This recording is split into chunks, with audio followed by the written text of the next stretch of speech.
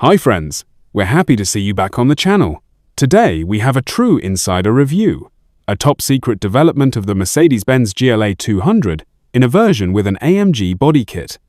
The exterior of the GLA 200 is classic Mercedes with touches of sporty aggression.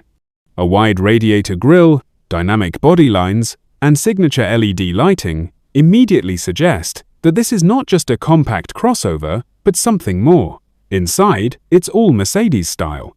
A digital instrument panel, the MBUX multimedia system with voice control, and ambient lighting create a truly premium atmosphere. The seats with contrast stitching are not only stylish but also comfortable even on long trips.